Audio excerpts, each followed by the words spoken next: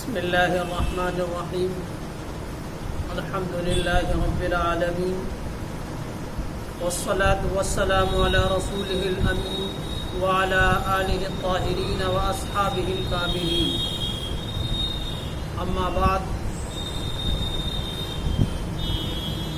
آج 15 اگست یوم آزادی ہم لوگ منا رہے ہیں اور یہ ہمارے ملک کے لیے 74واں یوم آزادی ہے. ملک ہندوستان ایک انتہائی عظیم ملک ہے. اس ملک ہندوستان میں تقریباً 1150 سال یا 1000 سال مسلمانوں کا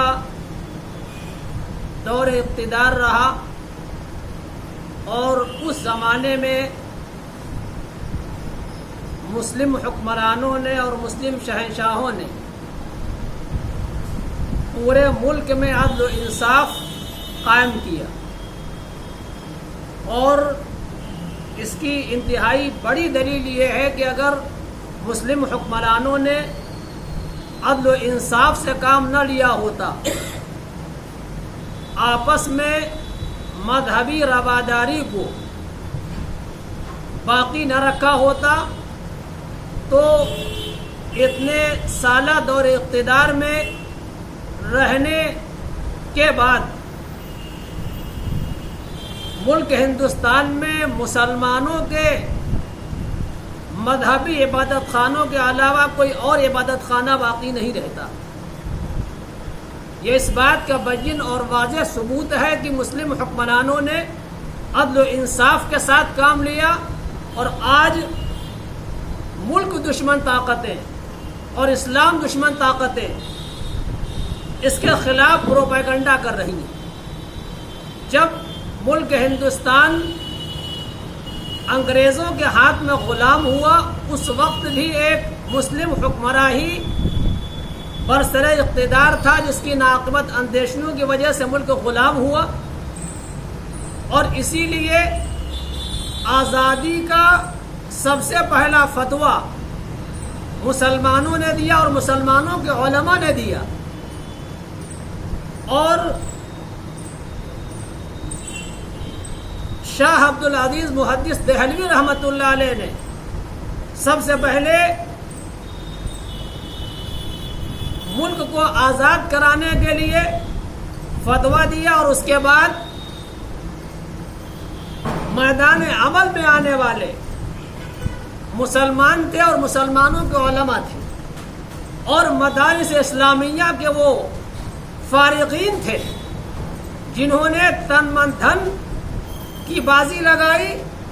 اور تاریخ کے اندر یہ ملتا ہے، جو حقیقی تاریخیں ہیں، کہ 100 سال تک تنے تنہا جنگ انگریزوں سے مسلمانوں نے لڑی ہے اور 100 سال تک آزادی کی جنگ لڑنے کے بعد پھر ہمارے برادران وطن، ہمارے ہندو بھائی بھی اس آزادی کی لڑائی میں شریک ہوئے اور مشترکہ طور پر مسلمان اور ہندوؤں نے مل کے آزادی کی لڑائی لڑی اور یہ جنگ 100 سال تک اور چلی. اس طرح تقریباً 200 سال تک لڑنے کے بعد یہ ہمارا ملک ہندوستان آزاد ہوا. اور اس میں قائدانہ کردار مسلمانوں کا رہا.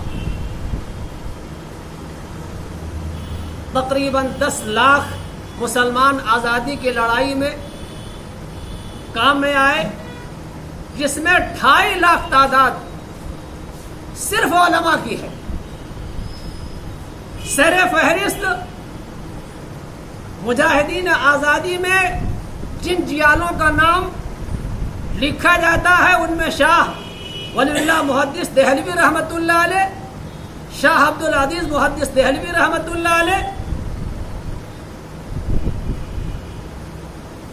بانی دارالعلوم دیوبند مولانا قاسم نانوتوی رحمۃ اللہ علیہ، مولانا رشید احمد گنگوہی رحمت اللہ علیہ، شیخ الہند اسیر مالٹا مولانا محمود الحسن دیوبندی رحمت اللہ علیہ، دارالعلوم دیوبند کے شیخ الحدیث اور صدر المدرسین مولانا حسین احمد مدنی رحمت اللہ علیہ، مولانا حسرت علی موہانی رحمت اللہ علیہ، مولانا محمد علی جوہر رحمت اللہ علیہ، مولانا ابو الکلام آزاد رحمت اللہ علیہ،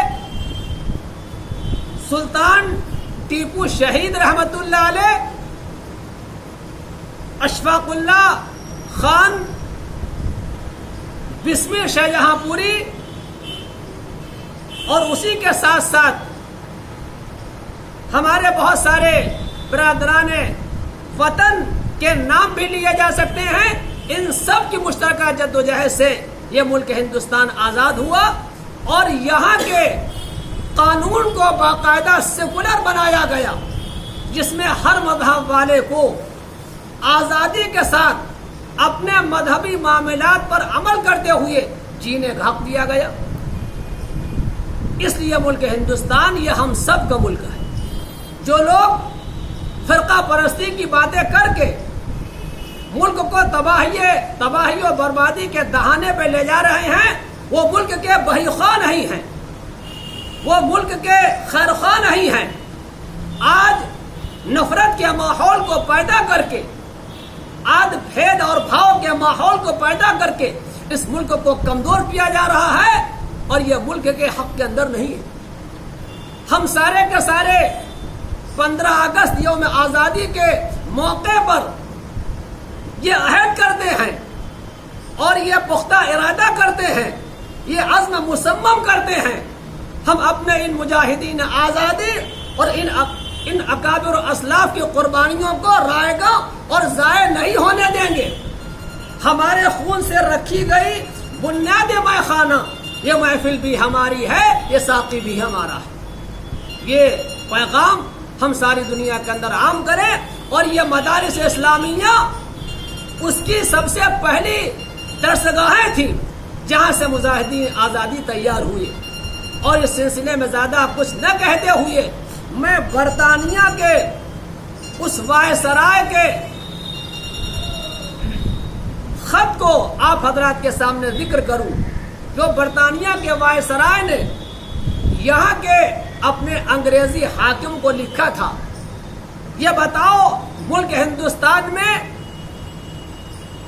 تمہاری شدید مخالفت ہو رہی ہے، ایسے حالات میں اپنا اقتدار اور اپنی حکومت ہندوستان میں کیسے باقی رکھ پاؤ گے؟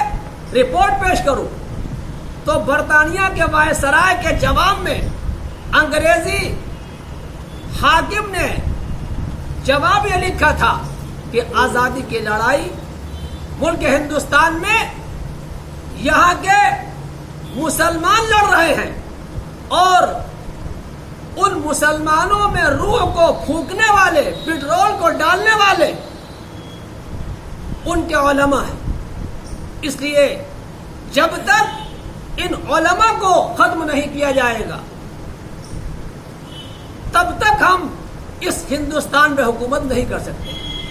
اس انگریزی حاکم نے اپنے برطانیہ کے وائسرائے کو یہ جواب لکھا، اور اس نے ساتھ ساتھ یہ بھی کہا تھا علماء کو ختم کرنے کے لیے ضروری ہے ان کے مدارس کو ختم کیا جائے۔